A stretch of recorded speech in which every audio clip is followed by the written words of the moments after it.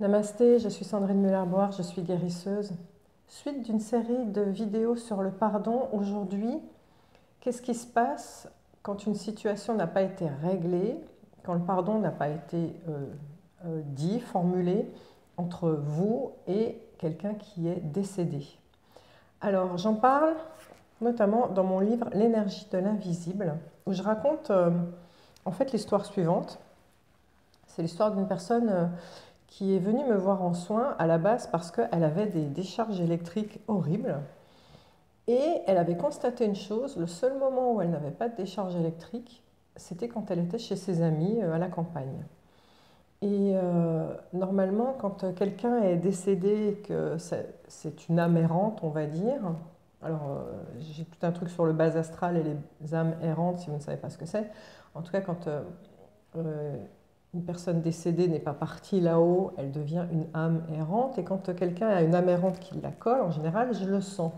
Et là, je ne me suis même pas posé la question. C'est vrai qu'en général, les décharges électriques, c'est quand il y a une âme errante qui fait interférence entre son énergie à elle et l'énergie de la personne.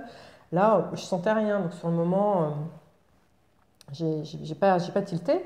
Et donc, je commence à soigner les personnes pour les décharges électriques en pensant que c'était un problème neurologique intérieur.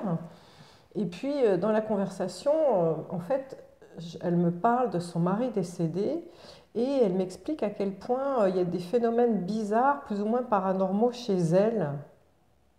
Et là, ça m'a fait tilt. En fait, c'est moi qui lui ai posé la question. Je lui ai demandé comment ça s'était passé, la fin, en fait, quand son mari est décédé. Et là, j'ai senti une énorme colère chez cette femme qui m'a dit, je ne veux même pas en entendre parler. Mon mari, en fait, elle croyait avoir une belle histoire d'amour avec cet homme. Et en fait, quand il est décédé, elle s'est rendue compte que c'était un joueur compulsif et maladif qui avait contracté des tas d'emprunts et laissé des dettes énormes. Donc en fait, il y a eu une énorme supercherie, un énorme mensonge dont elle a pris connaissance à la mort de son mari. Et là, ça a créé chez elle une forme de colère et d'accusation vis-à-vis de lui énorme. Et en fait, les décharges électriques venaient du fait que le mari n'a pas voulu partir dans le fameux tunnel qui nous aspire quand on meurt. Il était resté à côté d'elle parce qu'il implorait son pardon. Et elle, bien évidemment, elle était tellement en colère contre lui qu'elle ne le lui donnait pas.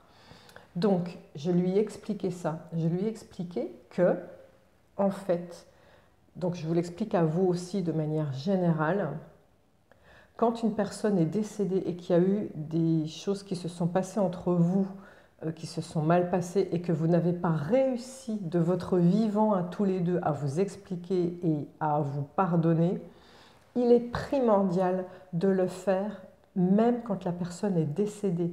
Pourquoi? Parce qu'en fait, alors si la personne est une âme errante, ce qui est le cas du monsieur en fait, ce qui arrive souvent, la personne qui a été fautive, qui a fait des choses qui n'étaient pas claires, la plupart du temps, elle va refuser de partir là-haut, tout simplement parce qu'elle est dans l'inachevé et elle n'a pas réussi à éclaircir sa situation. Donc, si vous voulez avoir une vie cool et bien, mais vraiment, cette femme, ça la rendait malade, les décharges électriques. Si vous voulez être bien et avancer dans la vie, vous n'avez pas d'autre choix que de dire à la personne en question qui est décédée, je te pardonne. Ça veut dire quoi, je te pardonne? J'en ai parlé dans une autre vidéo. C'est encore une fois, je coupe le lien qu'il y a entre toi et moi. Je te libère, vogue la galère. Tu es responsable de tes actes. Ça, encore une fois, pardonner, ça ne veut pas dire j'efface tout ce que tu as fait, je passe l'éponge sur tout ce que tu as fait. Ça ne veut pas dire ça. C'est pour ça que beaucoup de personnes ont du mal à pardonner parce qu'ils croient que ça implique ceci. Non, tu es responsable de tes actes. Je te pardonne, ça veut simplement dire je coupe le lien entre toi et moi, tu récupères ton barda avec tout ce que tu as fait et c'est toi qui en répondras. Moi, je reprends mon espace vital, je suis à nouveau libre de mon espace vital, il n'y a plus de lien entre toi et moi. Je te laisse partir, va là où bon te semble, moi je fais ma route, je trace ma route et c'est tout. Et donc, faire ça, ça va libérer la personne qui va enfin pouvoir partir là-haut, là où on est censé être.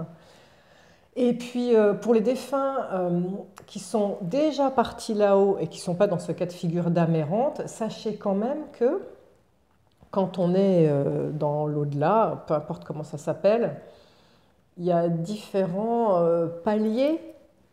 C'est un peu, pour vous donner une métaphore, c'est un petit peu comme une montgolfière. On s'élève, d'accord, notre corps physique reste au sol, et puis on a des tas de corps énergétiques sur cette couche, en fait, de plus en plus légers. Plus on va loin au niveau des corps énergétiques, plus c'est léger.